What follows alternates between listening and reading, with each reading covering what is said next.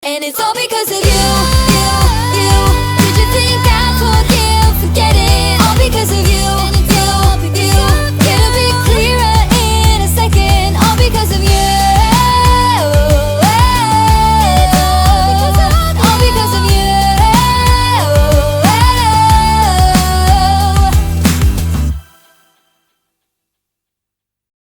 Last night, dito kami nagstay sa El Campo at napakaganda ng klima. Pero kami ay paalis na. Magtatanghali na pero parang umaga pa rin. Magbabayad lang kami. Tapos tayo ay aalis na. At may pupuntahan tayong panibagong campsite na naman mga idol.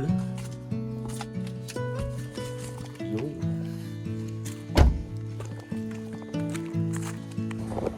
Turo ko lang kayo. Saglit. Habang tayo ay nagbabayad. Pero puputulan ko lang mga idol kasi may music sila eh. So, makaka-copyright tayo.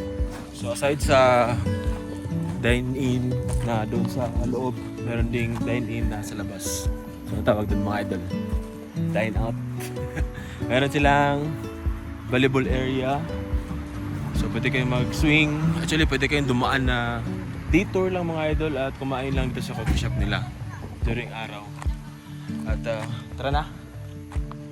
Let's go. Wouldn't lie to you, doesn't matter what I do. She's got a hold on me. She knows how to drive a truck, but she lets me pick her up when we're going dancing. My heart stops beating when my headlights shining on her. She's Nasa tayo mga idol, mga less than a kilometer na lang. Galing dun sa kanto, punta dito sa malapit sa campsite. Sementado na siya. Siguro may mga 700 meters lang na rough road. Ginagawa po yung kalsada eh. Less than 6 months. Medyo maayos na to. Ginagawa na. 500 meters away na lang tayo. Putol-putol lang yung semento mga idol. Pero mga 95% okay na siya. 300 meters na lang. Ito putol na. Hanggang dito yung rough road. Ayan. Pero parang kaya naman ang 4x2 na minivan. Sana, kasi hindi kami makauwi bukas. Medyo malubak. Pero kaya yan. Kaya naman siguro to ng mga kotse na mababa. Dahan-dahan lang mga idol. Pero kung may malaki ka sa sasakyan, kaya nga namin yung bati. Adam's Farming Club.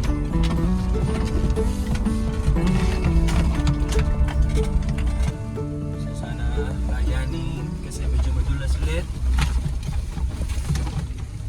Dire. Ayun.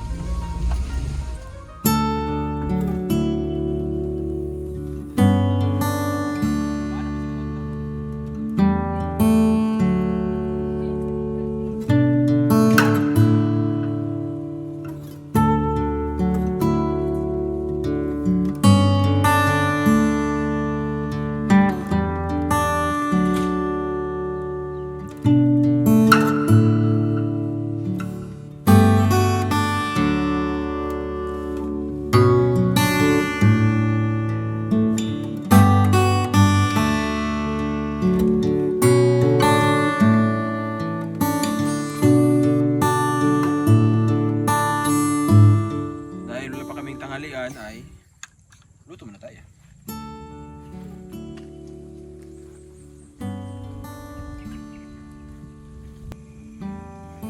So saing muna ng bigas dito na lang sa baba para hindi masyadong mahangin.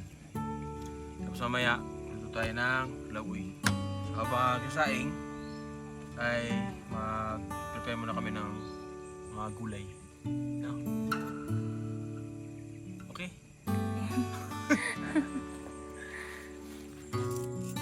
Okay, so may wifi pala sila dito mga idol.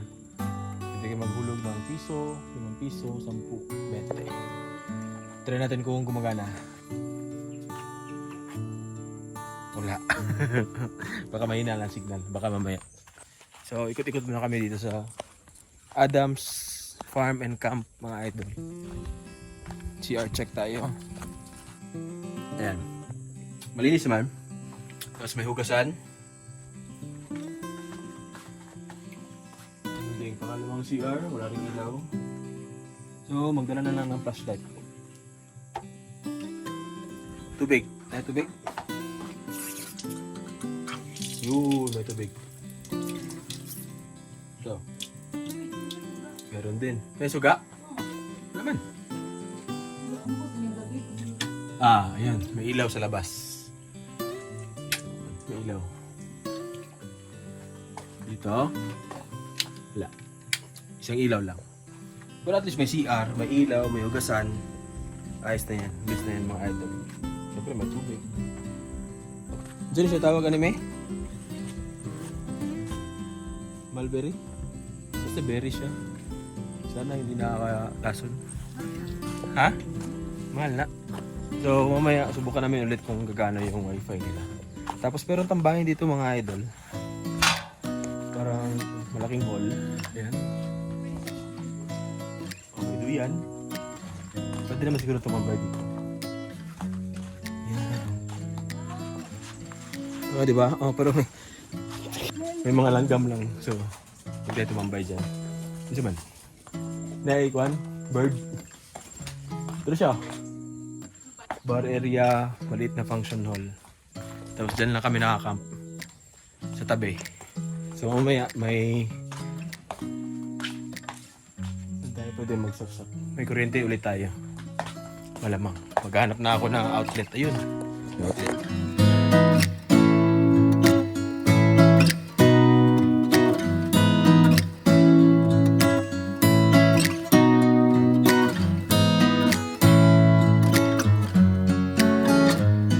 Gasa namin yung mga gulay. Tapos yung isang kaldero. Para pagluto na tayo ng lauoy. Hindi Tagalog sa lauoy eh. Lauoy? Ano Tagalog sa lauoy? Ano to? Hindi ko alam kung anong Tagalog sa lauoy. Pero luto Bisaya yan.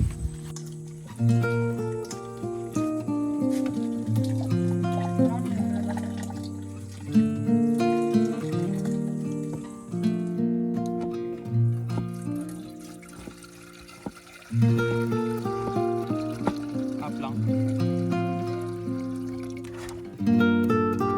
Big check.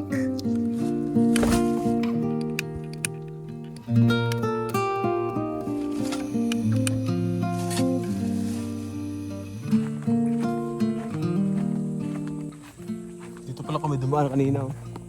Ito yung kalsada.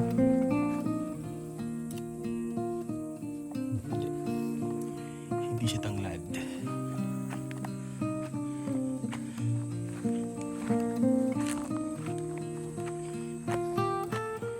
Wala. Puro mga ano eh. Bulaklak tsaka halaman na hindi ano, tanglad.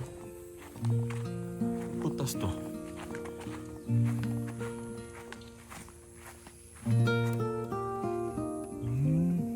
Pomelo.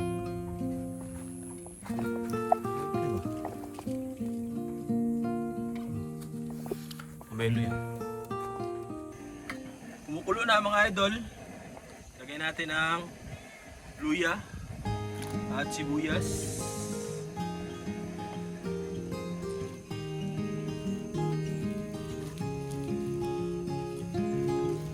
Next, kalabasa.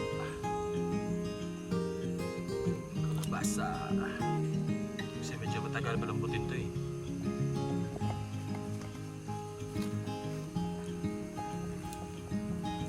So, ito na natin na kumulo at lumambot ang kalabasa.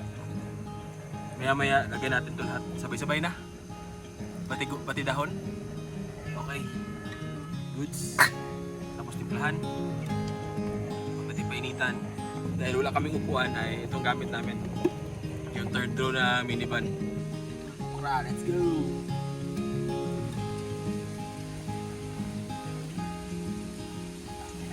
Talong, pwede siya talong. No? Tapos last ng dahon no?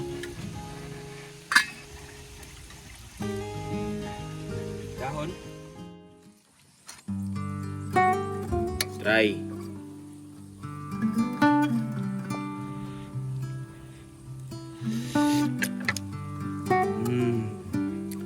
Pure gulay mga idol.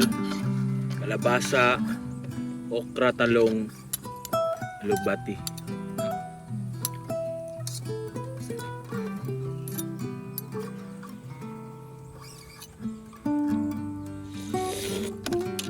Ay mga idol.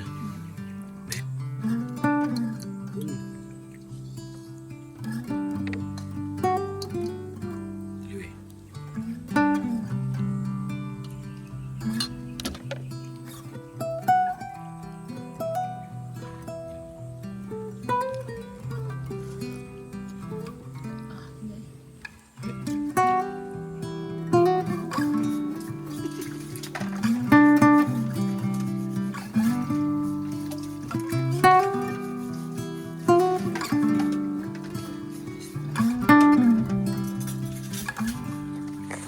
Hapon na mga idol at relax lang tayo.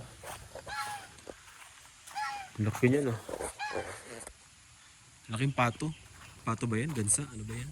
Saan kayo tayo pwedeng... Naghahanap ako ngayon ng area kung saan pwedeng mag-ihaw. Kasi hindi ko alam kung saan pwede mag-ihaw dito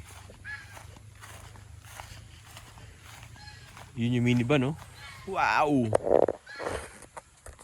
Minivan! Yun know? Pwede na yan. Merienda na tayo. At medyo maghapon na. So kaya pwede mag-ihaw. Wow! Luto na. Yung mga gamit, inalis na namin dito sa labas kasi mukhang ulan. Ayan Tsaka yun, nakita nyo, ulan yan. Yang may itim sa likod na ulap. Ulan yan. So maya siguro, ilang minutes ulan. Pero safe naman tayo kasi meron naman tong bong. So if ever man na ulan mamaya ay dito na tayo mag-iihaw. Nakahiram kami ng ihawan kay nanay. Safe na. Tapos so merienda muna kami. Tayo nating umulan. Baka mag-camping in the rain tayo mamaya. Tara, kain muna. Merienda. Dapat kaning orange kayong pilion.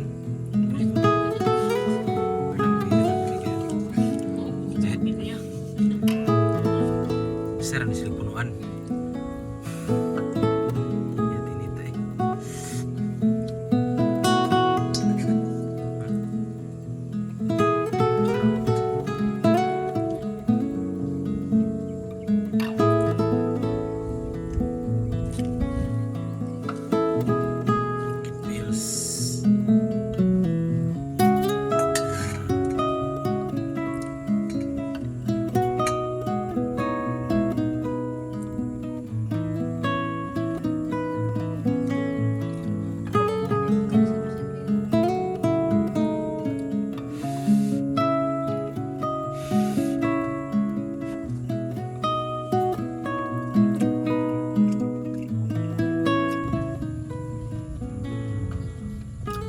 Parang ulan.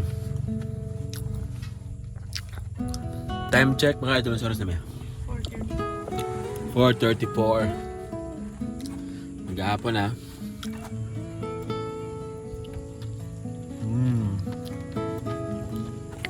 Sana hindi mulan. Para makapag unper kami dito. Tapos tambay-tambay dito sa ano? Umayang gabi.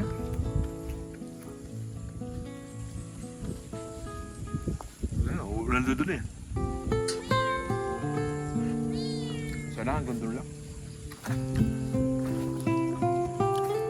So, wala kami ibang ginawa dito sa campsite mga idol, kundi manood ng YouTube dahil may piso wifi nga sila. Mamaya pag medyo madilim na ay mag-ihaw tayo ng isda. Tamang tambay lang, tamang chill lang at mag-ikot-ikot tayo dito habang si Madam ay naparelax lang nanonood ng mga YouTube videos. May mga halaman, may mga puno ng niyog, may pine tree ulit, bonfire area na sana magamit natin mamaya. Tapos may mga hayop sila dito, mga manok, mga ibang klase ng manok kasi puntahan natin. Tour ko kayo dito sa mga ba to? Adams Farm. So meron silang playground dyan sa baba. Pwede kayo maglaro dyan kung isip bata kayo o kung may anak kayo. Mga bata pwede maglaro dyan. Tapos ito yung mga manok nila oh. Kakaiba. Kakaiba yung manok nila.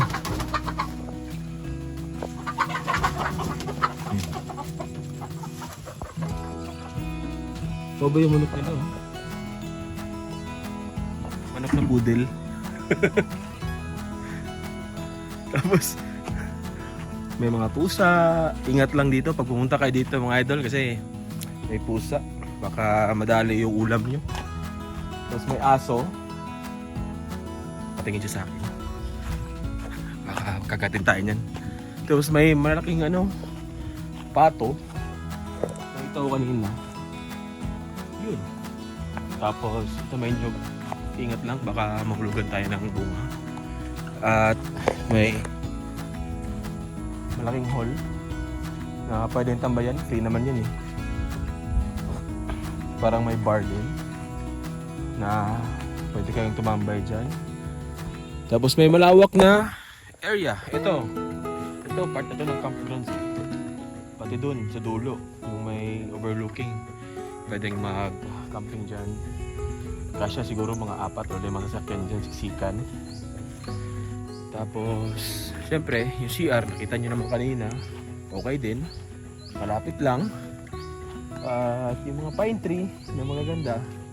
Syempre almost 360 degrees na overlooking yung makita nyo dito sa Adams Farm. Sobrang ganda mga idol. Medyo malamig din ang klima, pero for sure mamayang gabi ay malamig dito kasi bundok eh.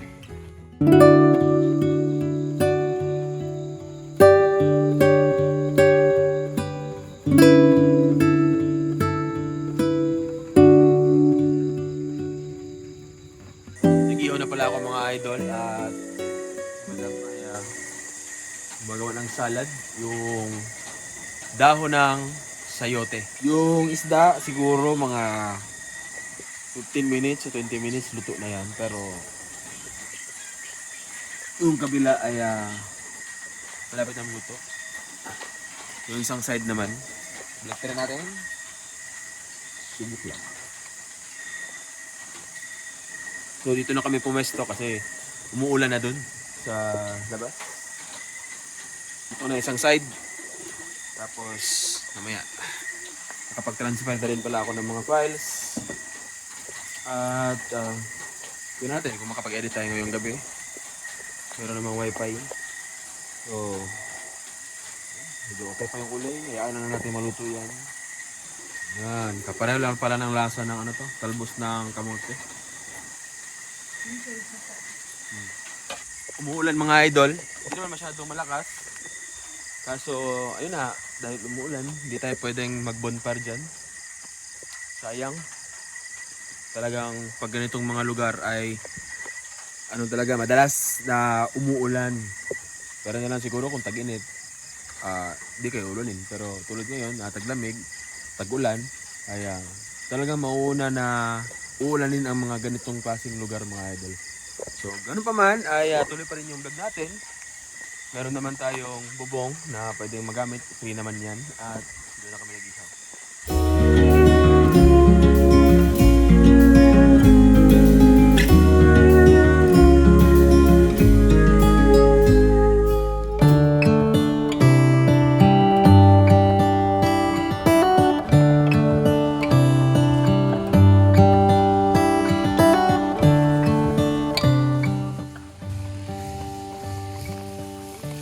Magandang umaga mga idol. From dito sa Adams Farm and Camp. Napakaganda ng umaga mga idol. Tinanghali na kami na gising, siguro mag alas 8. Pero medyo maliwanag na. Hindi ko inabutan yung sunrise. Kapag dito ata yung sunrise. Dito banda. Pero dahil tulog pa ako ay hindi ko na inabot. Napakaganda ng tulog namin. Medyo malamig din. Hindi rin kami nag-electric fan buong gabi. So masarap yung tulog. Yan, napakaganda ng lugar mga idol. Magbe-breakfast lang kami. Tapos pack up at uwi na tayo ng Davao City. Alright. Saing tayo ng bigas. Hotdog. Pang breakfast. Maubos na to. Lahat-lahat.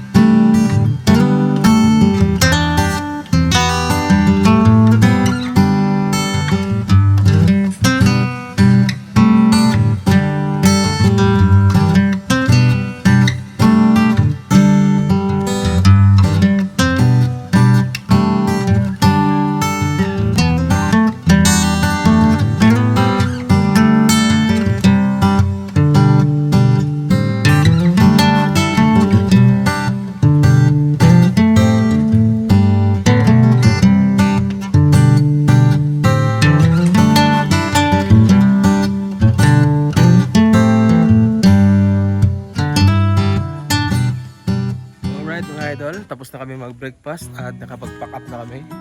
Ang entrance fee pala dito mga idol ay 250 pesos per head overnight. At wala na kayo ibang babayaran. Free use na sa lahat ng amenities sa lugar na to. At maraming salamat kay Ma'am Laila at sa mga caretaker, kay nanay at tatay na nag-alaga sa amin dito. At napakaganda ng lugar dito mga idol. So yon, dito na natin tatapusin ang vlog mga idol. Maraming salamat. Sobrang ganda ng view. At kami ay uwi na. Abang-abang na lang sa mga susunod na episodes mga idol. Maraming salamat. Hanggang sa muli. Ito ang Biyahe with Ken. Ingat kayo palagi mga idol. Bye-bye. We're never letting go.